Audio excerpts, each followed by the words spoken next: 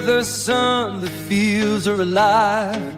Cheering crowds and the teams collide. In these moments, we stand tall and free. First pride runs deep in me. With every touchdown, we rise and we cheer. Unity and spirit, the heart of the year. Raise your voices, let's make it loud. In Florida's high schools, we're so damn proud. From the bleachers to the end zones below, football and cheers make our spirits roll.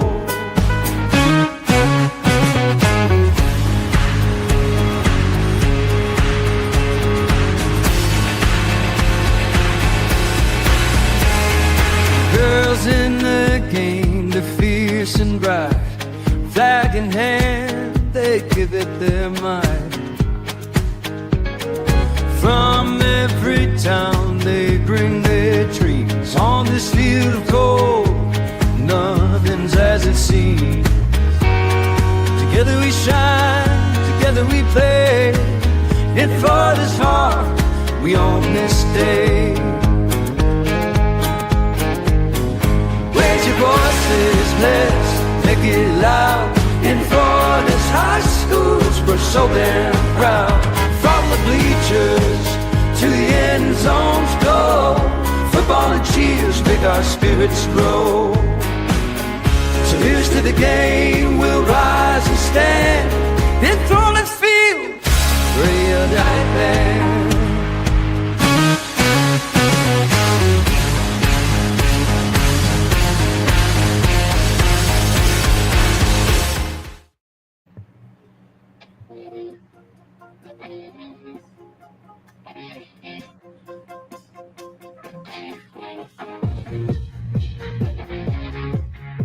All right, it is that time of the night again. It is time for the Panhandle edition of the Blitz here. Josh Wilson along with Christopher Like here. And as you might see it here, pop up in the chat here, it says it's past its bedtime, but I'll tell you what the comments were coming up here in a moment here from what led to that comment that you're seeing here. And apparently Emery Smith says, where's Noli? He didn't comment on the last two shows here. And Mark Gaddis says he goes to this again and it's past his bedtime. I was thinking that I knew a UFO comment was coming. Oh, and we cannot seem to avoid the UFO comments. We could just not seem to avoid the UFO comments on any of the shows, Chris. You can't avoid them. No, absolutely. And by the way, that's Christopher Like. I'm Josh Wilson here. Welcome to the Panhandle edition of the Blitz. And oh my goodness, yeah, we're going to talk about that game here in a moment. We're going to talk more about it with Christopher Saul from MidBay News coming up here as well about Choctaw and Niceville. I think what it is we have way more answers about Choctaw. And as we go into the Blitz Lines here, we have way more answers about Choctaw, but we have way more questions about Niceville and everything that seems to be like all of a sudden on a downward trajectory, broke faster than the marbles rolling down the down the pinball machine. Yeah, Niceville, they got to figure things out real quickly, because if they don't do anything in district play, there's going to be a lot of talk in Niceville about something in coaching or something. I don't know. Because when they hired Richard Morgan, the expectation, they come with this resume, obviously winning state championships up in Georgia and Virginia, and I know Niceville's a little bit younger. I get it that there's been also some transfers and stuff like that, but I know the expectation in Niceville is to win and to win consistently. And again, we'll deep dive that with Christopher Saul there, because I know there's a lot. Again, there's questions that it's just. That was one of the games. I'm going to our picks from last week here, wherever that. Oh, there it is, right here on our screen here, and that was one of the games on our pick six from last week. And Choctaw just literally, basically took them to the woodshed, and 42-7. Choctaw was all going in trying to get that shutout. Obviously, not a shutout. Niceville did put up 7 towards the end, but. I mean, hey, Stephen Fatch, good evening. He says, don't count Niceville out. Niceville's a good team. A lot of weird things since the second half of the Crestview game. Get key guys back. Look out going forward. Need better head coach play calling. Again, that's something. Again, we'll talk. We'll deep dive with Christopher Saul here coming up here in just a few minutes here. But when we talk about that particular district coming up here with Niceville District 5A1, it's behoove us to remind everybody that district is exponentially better than what it was last year. You got you when you look at it. There is Milton 5-0, and they're playing Mosley, who's 4-1 this week. And that's going to be on our pick 6 here. And Milton, Ronnie Douglas, what they have done there in just these first 5 games, it's very impressive. And I got to say that's going to be that's a district to keep an eye on. And I know that it's Niceville will have to figure a few things out, especially with everything going on. Again, we'll deep dive that here. But Milton and Mosley going the way they're going, that doesn't bode well for Niceville right now. And I tell you this, that's a highly competitive district. And it's gotten more competitive than compared to where we were talking about this time last year with that particular district in District 5A1 here. Looking back in some of the other games, West Florida Tate took care of business there against West Florida. It was Battle of the Summerford brothers, by the way, in that one here in terms of that game. The Summerford coaches there in Escambia County, but Tate comes out on as a victor on that one to be the 4-1 of the season. Pace took care of Andalusia out of Alabama. Madison County and Bay, that was an overtime dandy, and Madison County needed an OT to pull it out to get their second win of the season. And if you noticed in the playoff in the FHA MaxStars playoff power rankings, Madison County is way low. And honestly, name me a team in rural that has played a better schedule than Madison County to this point. Name me one. It begs the question on what the FHA is doing with the whatever formula that they're putting in there. Because I don't see Madison County being that low, and we talked about it last night. We have a lot of disagreements with this whole entire list, and Madison County is one of them. No, you're absolutely right. Madison County is one of them. It really kind of struck me. Now, I will tell you, in the Florida Power Rankings Index, Madison County is actually with some things that have shuffled out. Madison County will not be the number 1 team going this week into the rural rankings, but they are still a top 5 team. It's just that with some things happen. Chipley, I got to say, I will point this out. Chipley is looking pretty good here. 5-0 record. Lafayette obviously bouncing back 4-1. They're North Central Florida. They do play a lot of Panhandle teams as well. But I got to tell you this right now. I'm looking at it right now. There's only like several teams left. By the way, our Inside the Numbers articles that will eventually go up here tomorrow on FloydHSFootball.com.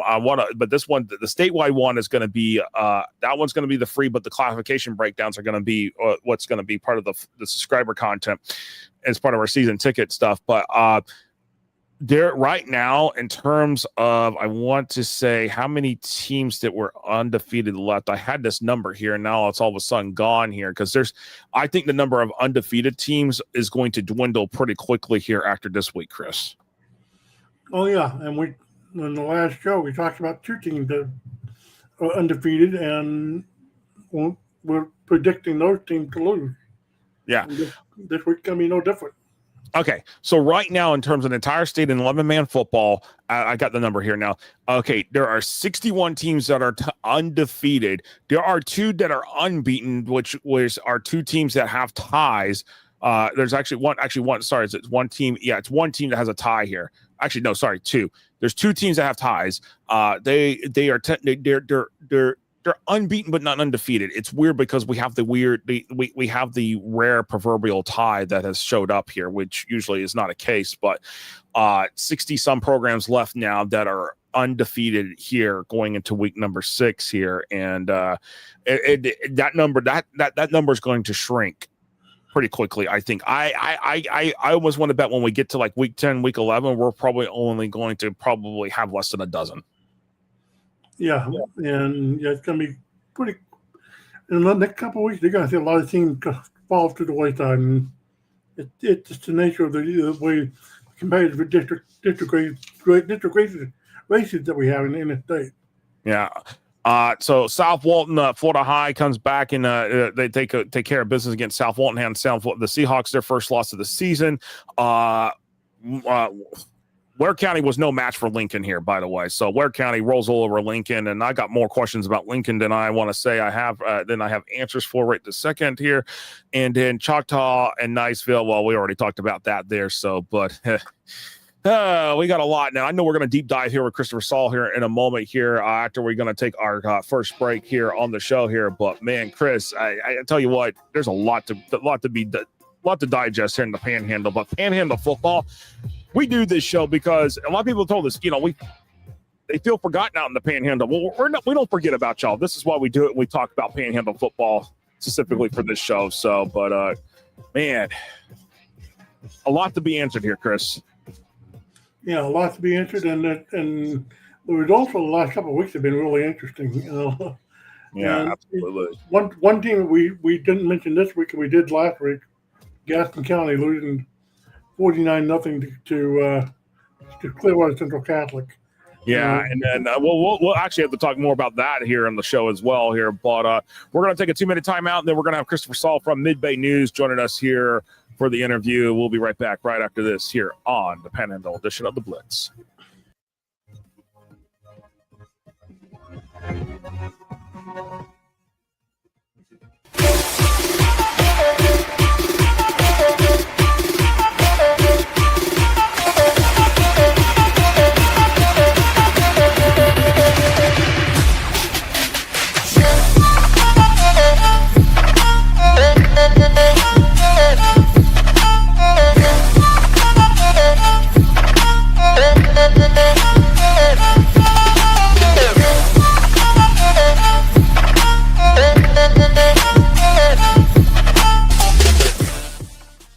Box Out gives you the ability to create graphics at the speed of sports to highlight your athletic department, teams, and student athletes in seconds. Used and trusted by Notre Dame, Ohio State, UConn, Marquette, Georgetown, and many more of the top college brands in the country. If you want your school's brand to stand out through all the clutter, start your free demo at boxoutsports.com.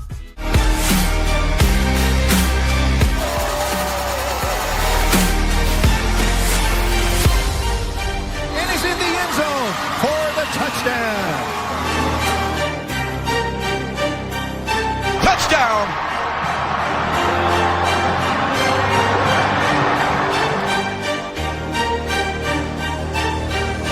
Juggled and caught! I've been thinking about this for a long time. I thought, if that's out there, I want to make sure I see it and I get involved in it, because to me, this was music to my ears. I was blown away. When you look at today's kid, the millennium kid, they learn by being able to see it. If I can see it, there's a great chance that I can do it. First Down Playbook is a tool that can essentially change the way we teach the game.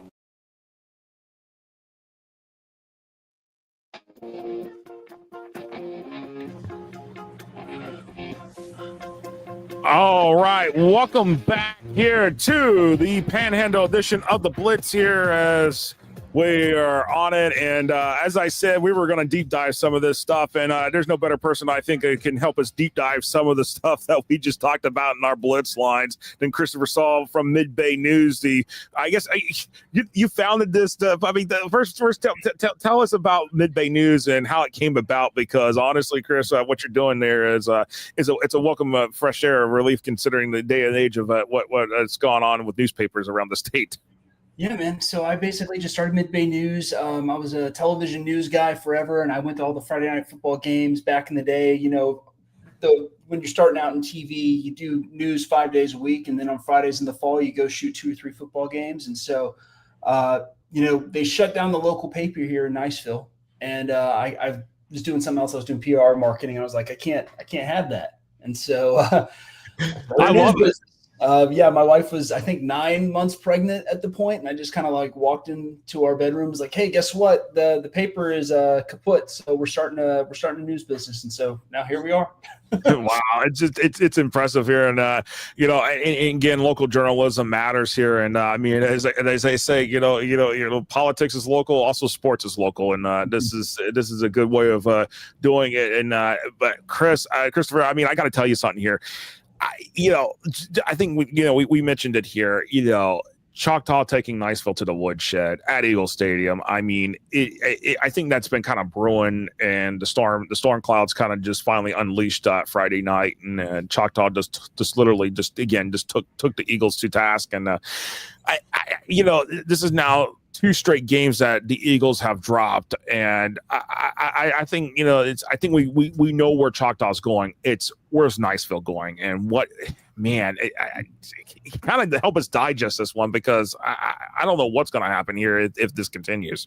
So I had 2 perspectives on the 3 perspectives on the game. So we do our final approach to game day show with the team that comes out and does all this stuff with us. Hunter Brock and the final approach team were good enough to sponsor that for us, and so we have 4 or 5 people that are coming on the show to talk about this thing on Friday before the game, and we all kind of were like, we're all in the ready room like, and there's some good things and some bad things. So here's the bad news is that that Lincoln team that we thought was really good ain't that good. Y'all just talked about that in the last segment. And Niceville, within 7 points away, we thought, okay, it's not going to get ugly. It's not going to get bad this year. But these were 2 real tough losses for 2 totally different reasons. So Crestview, I'm on the sidelines watching this thing, and I mean, Niceville is slapping around Crestview for about a quarter and a half football. All right. I mean, it wasn't even close. I thought it was going to be, I looked at someone, I was like, I think this is going to be a running clock. I think we're going to go home early. Crestview came back, to their credit, stayed in the fight, and won at Niceville. I mean, something they haven't done in, I think, 3 years since the last playoff game they played against each other before redistricting. And so that was a tough loss for those guys. The next week comes around, Choctaw's coming to town, and Choctaw just, beats the brakes off of them. And I was sitting in the stands with my 2 of my 3 kids, and watching the game as a spectator while we had my buddy and employee, I guess, Colin, who's now a full-time reporter over at MidBay News. He's covering the game for us, doing all the video and the photos and watching. I'm just watching this thing, and I'm like, this is tough, right? Because this is an incredibly young backfield, right? That's another kind of like negative that we're seeing right now. And these guys got beat. They got beat in every which way. Choctaw's defense is not a joke. Choctaw has given up about 100 yards a game against some really good football teams. And so Choctaw, definitely for real. Niceville, it's going to be tough. And they're playing Gulf Breeze. That's, a very weak Gulf Breeze team this year. And so I'm going to be watching this weekend. I'm going to the South Walton game, but we're watching that Milton Mosley game. I think that is going to be, honestly, I think it's going to be the decider. And I saw a line somewhere that had gave Milton a point. I think that's about right. But yeah, I mean, Niceville's defense is giving up 375, 350 yards a game. They're passing and running for about, I think, 200-ish. So there's a lot of questions got to be answered in Niceville right now. No, absolutely. 3 losses on the season here in Niceville is just kind of like, it's a lot of questions. But, on the flip side, obviously you got Choctaw sitting there. And, I mean, literally, it's don't mess with Frank Beasley and his program. And I've known Frank, Coach Beasley, for quite a long time here. And, basically, I think this is, I mean, if don't correct me if I'm wrong, but I think this is one of the best starts that Choctaw's had in ages. Would you believe it if I told you, I think 4 years ago they were 0-8, 5 years ago, because it was the COVID season. I mean, they were the doormat, right? And Frank Beasley comes in and totally turns around the culture, and started with the culture, right? Because he had a bunch of freshmen that came in that had talent, guys like Cole Tabb, who's now at Stanford. And he told them, we're going to be winners. And I think I've been to 2 or 3 post-game huddles with Choctaw so far this season. I mean, the guy is nothing else. Like, the guy's on message. He's like, you guys are here to be elite. You guys are here to win. Like, it's great that we won this football game, but we're going to the next one. We're going to the next one. He's the only coach that I've, asked, and I make a point to ask every coach at the end of a game, like, what are you doing for next week? And most coaches are like, I haven't started on this because we were working so hard on this. And Frank Beasley is looking at the next week, before the end of this game. He's the kind of guy who's holding multiple thoughts at once. He's game planning, and I know it's just taken a ton of mental space and effort to keep up that high velocity effort that Choctaw's putting down. And I mean, that defense is for real, guys. No, absolutely. And so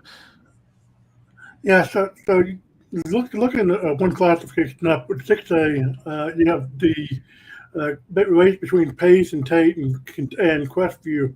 What's your take on that district and how it's going to shape up? So we've had, I think, probably 4 or 5 at-length conversations about who is better, Pace or Choctaw. And I am the lone voice that says Pace is better than Choctaw right now. I think Mikael Williams is an outstanding running back, and on his merits, I wish more than anything Pace would play Choctaw this year. That would be a hell of a matchup. I mean, it's an immovable object versus an unstoppable force, and Pace's defense is pretty good, just like Choctaw's offense is pretty good. But Pace's offense versus Choctaw's defense is the thing that I would play on NCAA football all day. I mean, that would be fun to watch. Yeah, and I'm hitting up my boys at SMU, and I'm saying, like, hey, take a look at this Mikael Williams guy. I'm just saying, we could use a running back. I saw the game last week. Like, help us out.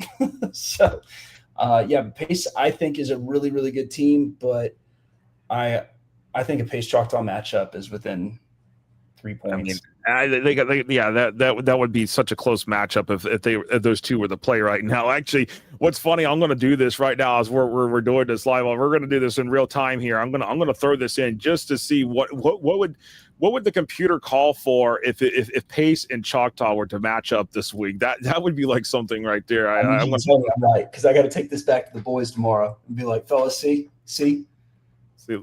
Let me make sure that I got to go ahead and put this in here real quick and make sure that this is all going to. Oh, wait a second. What am I doing? No. Get out of that. There we go.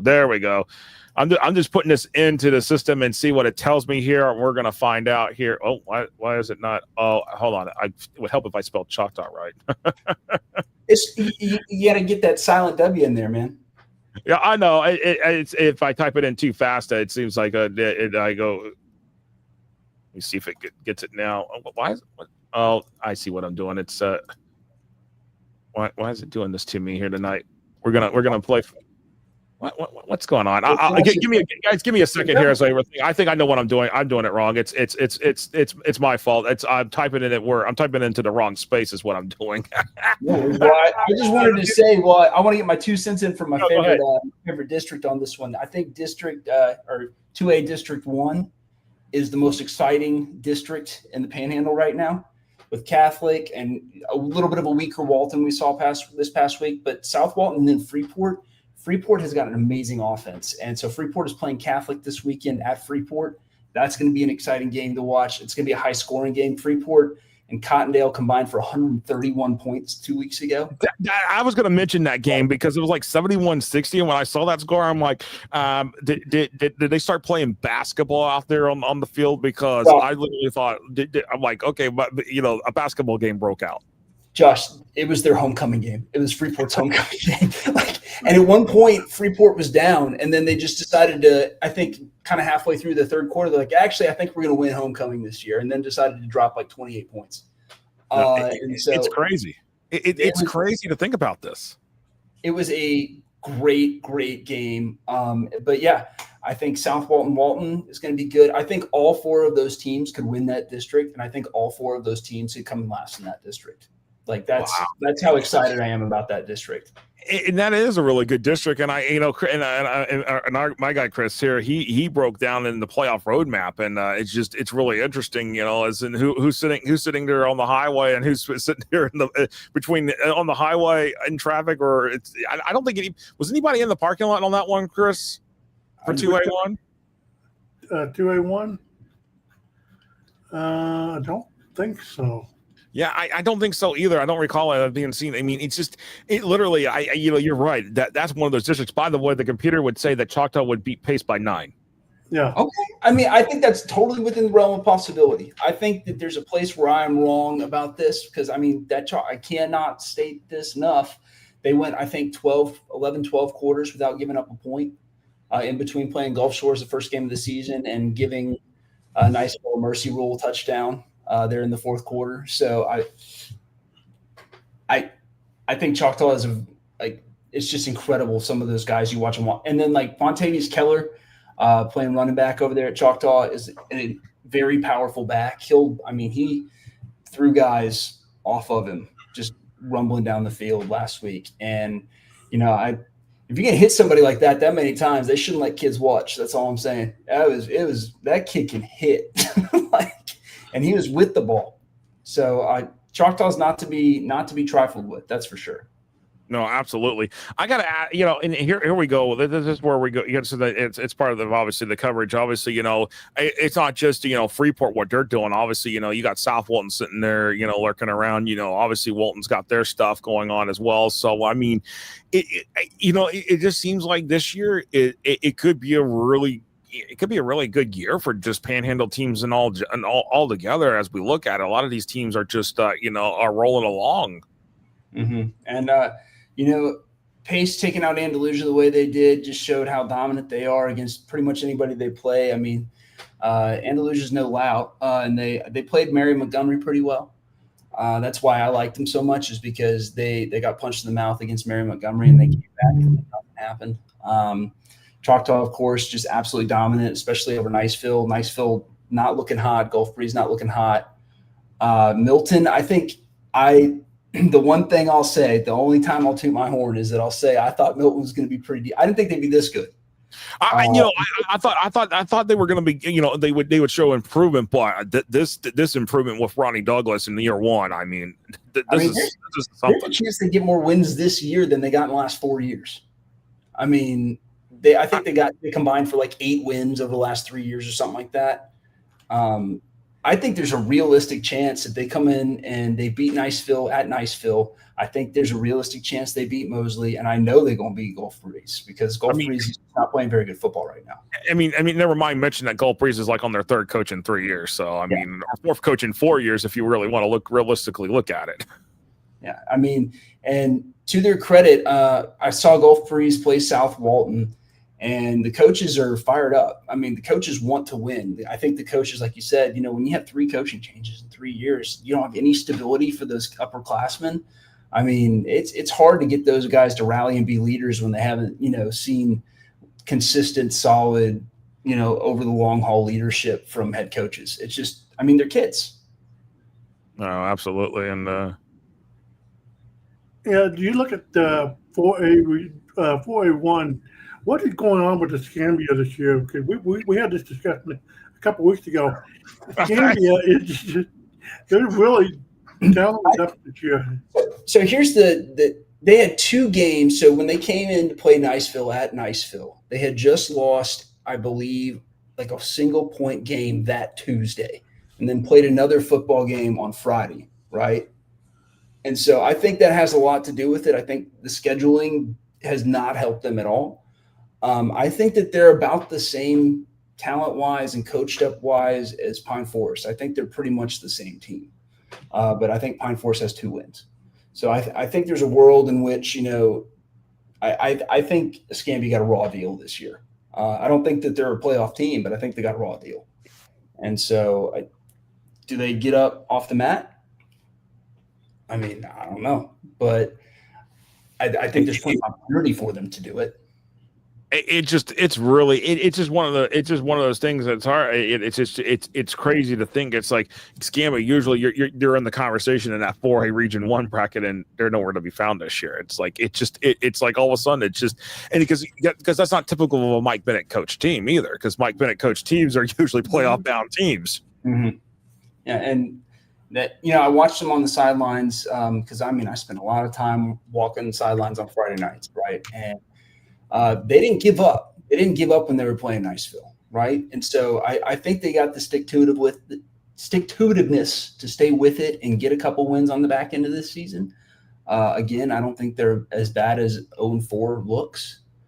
And I think they're right there at the Pine Forest. I think West Florida Tech is kind of analogous.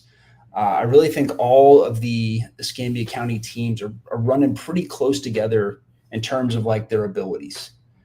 With the exception, I think Catholic is better than everybody else, but not by leaps and bounds. I don't think that Catholic's going to beat the brakes off of Escambia, with the exception of Pensacola, who's not done well. I think that, West Florida Tech, Escambia, Tate, Pine Forest are all kind of in the same zip code. Wow, that's just impressive. And then of course, there's the rural teams as well. We could talk about Baker. We could talk about Jay's after that good run that Jay had last year. They're taking a step back, but Baker seems to be back at home, really more so with Matt Brunson this year, back for a second year in his second stint as the head coach. And honestly, at the end of the day, it's what's interesting. And I think about Freeport. We go back to Freeport and talk about Freeport for a moment. Just a few years ago, Freeport was a rural team, and now Freeport is growing like the massive weed. I mean, it's crazy out there. Did we talk about, was it you and me, where we had a conversation where Freeport is going to be big enough to where it's going to be in Niceville's district before long? Yeah, I mean, Chris, for Chris Like here, me and a few weeks ago we were talking about this, and Freeport has gone from being just a little one-stop like town basically, and it's now to the point that there's Publix and Walmart's now knocking on the door wanting to build a store. Yeah. That's how Freeport went from basically being a little bedroom, little small rural town to basically going to be a bedroom community of Fort Walton Beach here pretty quickly. Yeah, I mean, there's a ton of people from the Air Force Base that live out there. There's a ton of people that work on South Walton that live out there. It's kind of in the middle of everything, the same way that Niceville is. And they have brand new schools. So you also got to remember that Walton County is got about 10,000 students in the entire school district, right? Okaloosa County has 3 times that number. But at the same time, Walton County has roughly double the amount of property tax that comes in to the school district than all of Okaloosa does, even though they have 3 times as many kids. And so they have all this money they can pour into brand new sports facilities like they did at South Walton this year, right? I mean, first game of the year I went there, it's fantastic. It's like going to I would say like a really big D2 program.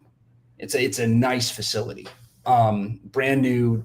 Freeport's getting stuff like that. Walton's getting stuff like that. And so if you're a young kid and you're seeing all these facilities and you don't know, anybody from Adam, your dad's in the Air Force and you're transferring in, like you can go to Niceville, which was built in 1968 and looks like it, or you can go to brand new South Walton to Freeport. I mean, yeah. And that's what's impressive here. And real quick here, I'm gonna ask your opinion, since we do have a little bit more time we can work with here in terms of before we have to wrap this up. But what should the FHA do with these districts and our classifications? Because as I have learned come Monday from this previous Monday being at FHA board meeting, basically anything and everything is on the table.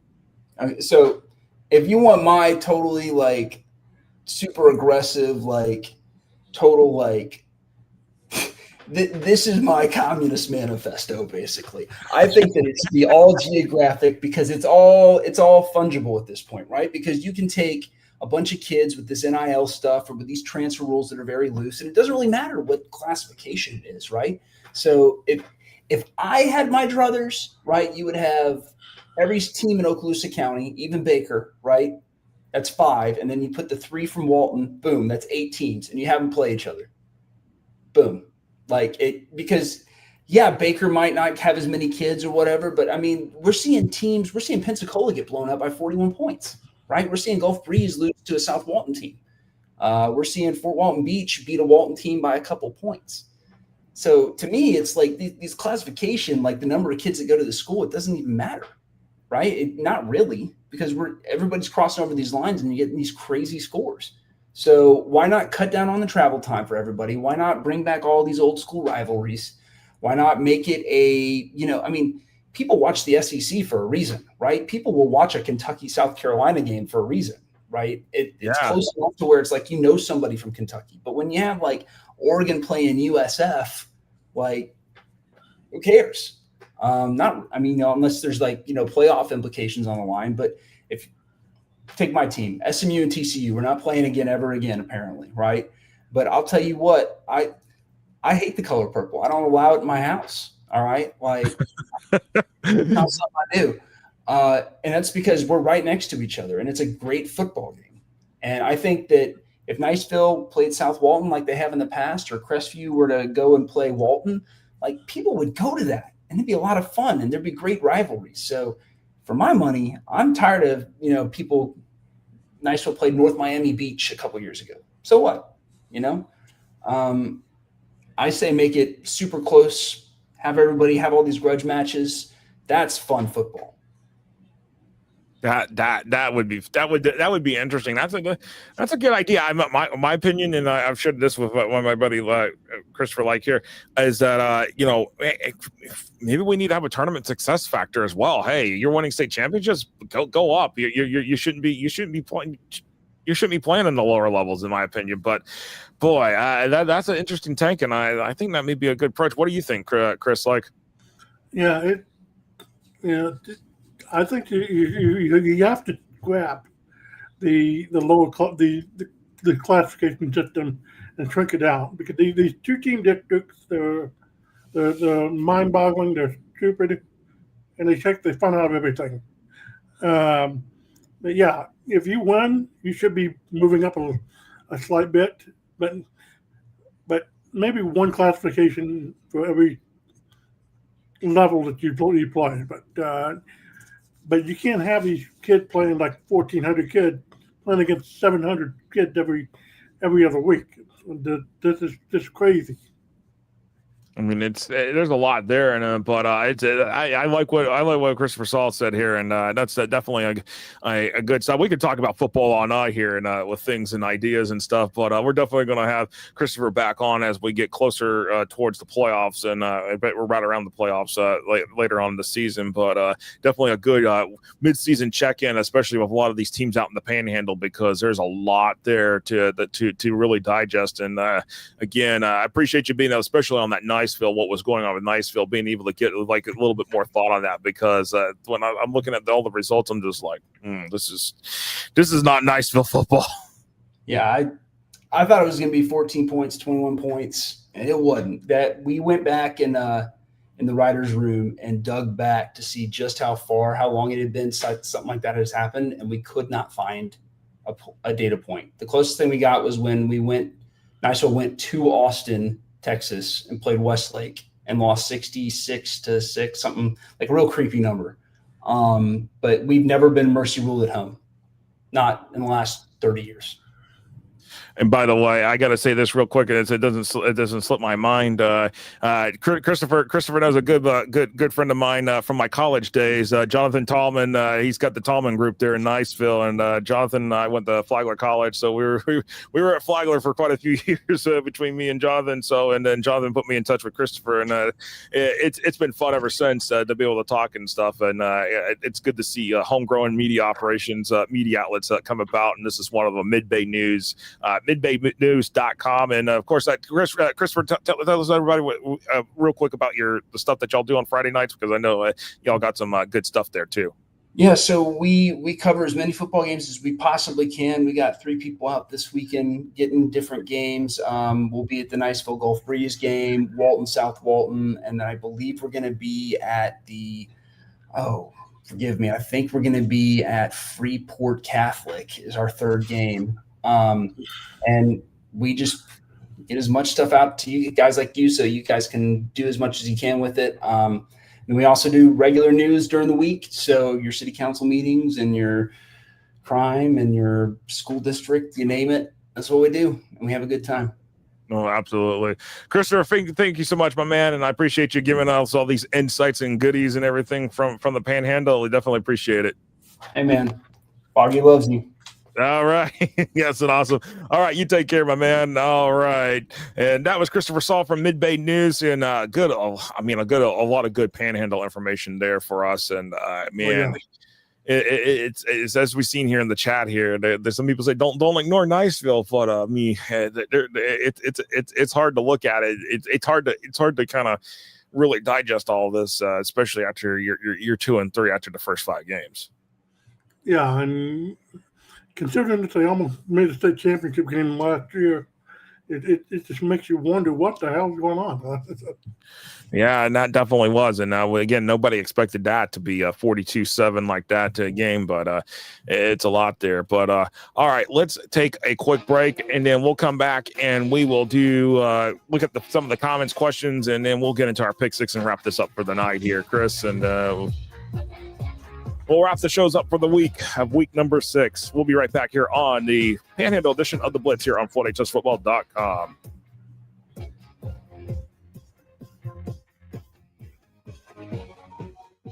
High school sports fans, follow your team live with a free ScoreStream mobile app. Download ScoreStream to get real-time scores, photos, and awesome video. Plus, follow your favorite teams and friends. Get real-time high school sports from ScoreStream. Box Out gives you the ability to create graphics at the speed of sports to highlight your athletic department, teams, and student athletes in seconds. Used and trusted by Notre Dame, Ohio State, UConn, Marquette, Georgetown, and many more of the top college brands in the country. If you want your school's brand to stand out through all the clutter, start your free demo at boxoutsports.com.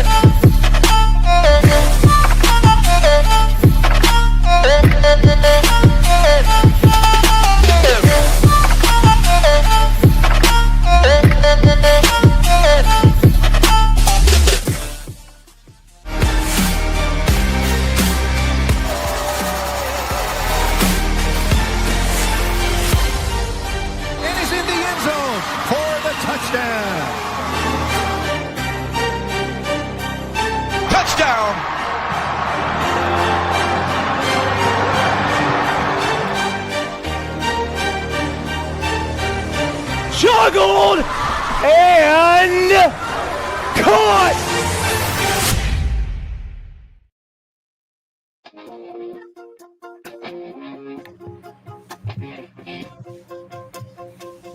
All right, welcome back here to the Panhandle edition of the Blitz here, and as we get ready and set for the pick 6, Chris, I mean, this Panhandle region, they're gonna give us, as Mark Cannon said earlier, Panhandle. He said it. Trying to pull it up here because he said like Panhandle is like the best region in the state, like just the atmosphere. And yes, the atmospheres in the Panhandle football, it's definitely one of those. It's none like any other part of the region, part of the state. They really love their football when it comes to Panhandle football. Yeah, you can't deny that. The Panhandle of Florida it's basically an extension of like what Alabama and Georgia and even Mississippi and Louisiana. All those states, every Friday night, these towns, they all unite, and the Florida Panhandle, same exact way. Absolutely. And with that music, you know what time it is. It is time for the pick 6. And we got some games on the docket here. And one of the teams that Christopher Saul mentioned here, we thought Lincoln was this good team, but we've got questions more than we got answers on Lincoln. And after, by the way, I was going to mention this, but I didn't, but it's going to be on the inside of numbers. By the way, Choctaw is in the top 10 teams with the fewest points allowed average per game here in Florida through 5 weeks. 4.2 points per game given up. If that tells you anything, Choctaw is really damn good right now. Mm-hmm. So there you go. All right. So looking at the Panhandle for our pick 6, Leon 2-2 at Lincoln 2-2. And, I got to talk to Coach Ricky Bell, who is a part of the FSA Board of Directors. And, he said, that was the easy part of the schedule. You obviously, but, now you're about to hit the meat of the schedule. And obviously Lincoln is going to be part of the meat of the schedule here. And honestly, I got to say this. My computer is kind of leaning on Leon, but I kind of disagree with it here. I feel Lincoln, this is Lincoln's game to lose, basically. But I feel like, you know what? Here's my thing. Now, Alachua Prep's going to convince me that Leon's a potential that can win this game. So the computer is thinking Leon favored by 13 over Lincoln here and giving them an 88% chance of winning this game. Boy, this is going to be a split down the line, I feel like. This is not an easy, we're going to say, this was an easy decision game like it's been for years. Leon's going to put a fight against the Trojans here in this one. What are you thinking? Yeah. Give me Leon. I wouldn't be surprised if Lincoln wins this thing, but I just can't see Leon losing this game. This is a district game, but I know a lot of people are going to go Lincoln. You got to think here. Does Leon come in knowing that Lincoln's coming in basically as a wounded dog after last week's loss to Ware County? Okay, let's put some comparable thought to mind here. Okay. Ware County has played 2 Florida opponents this year already. They got tested by Bartram Trail, and that was a 21-14 game. For Lincoln, it was no contest. Ware County 42-6. Big differences right there. All right, and here we go. By the end of the season, there's going to be a common opponent in all of this. With Ware County, and then there's also going to be the common opponent is going to be for Bartram Trail is going to be Nice. There's going to be some commonalities coming through here, but towards the end of the season, I want to go Leon here, but part of me says Lincoln, but then part of me says does Leon? Man, I'm going to go again. I'm going to go Lincoln, but if Leon wins. Maybe it's a stunner. Maybe it's not so much a stunner. But we're gonna stick with that for now on that one here. But I'll go from there. All right, Chipley 5-0 at Holmes County 2-3, and Chipley's a 32-point favorite in this one here, and giving the Tigers a 99% chance to win probability against the Blue Devils. Yeah, I agree with the computer. Chipley too good, but give me Chipley by a couple of touchdowns. Yeah, I'm going to roll with the Tigers here. I feel like they're going to win here. I feel like they're going to win big here by 21 points at least. So that'll be a big motivation, but it'll be a big good ranking booster. That's what. Sorry, it's been a long day. All right, Blountstown hosting 3-1 W.S. Neal out of Alabama. W.S. Neal last week beat the took Mariana to the woodshed and then some. But the computer is calling for Blountstown to win this one by 8, giving the Tigers a 78% chance to beat W.S. Neal out of Alabama. I like what W.S. Neal's been doing, but Blountstown's been a better team right now. They're on a red hot start. Give me Blountstown. I'm going to roll with Blountstown as well, and I know Reno will roll with Blountstown as well on this one here. So, Blountstown for the win here in this one, and we'll keep it that way here as we roll along.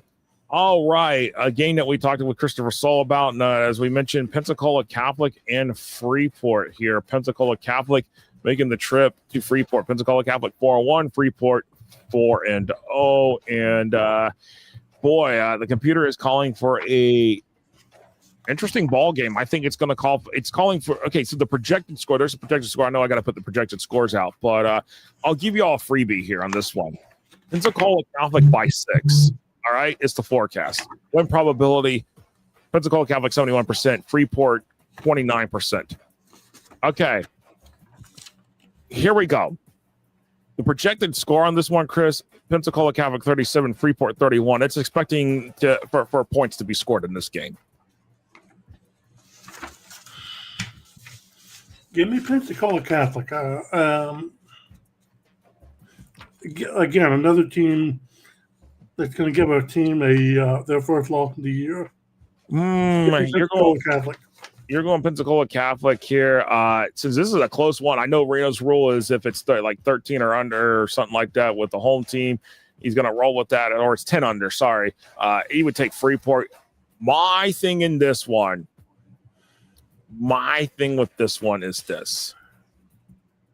Give me Freeport here for the win. I like the Bulldogs. I like what Sean Arndt's team is doing.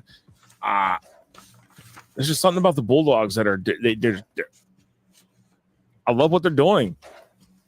So I'm going to roll with the Bulldogs here on this one. So, we'll see who's right and who's wrong next week on our show here. All right, our fifth game is Walton at South Walton. So, battle of Walton County teams coming up here this week here. What's going on here? There we go. South Walton is a 24-point favorite over South Walton, giving BC Hawks a 98% chance of winning on this one. South Walton had their first loss next week by Florida High, but boy, this is going to be interesting here. Yeah, give me South Walton. I don't see Walton doing much in this district. So, give me South Walton.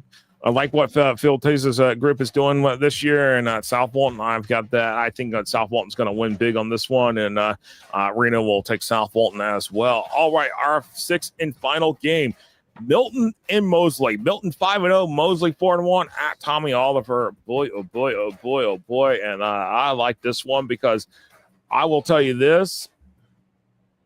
Milton was really low ranked at the start of the season. And after 5 games here, the computer is liking Milton by 1. Milton by 1 point on this one. And the win probability is Milton 52%, Mosley 48%. Again, a 1-point game here.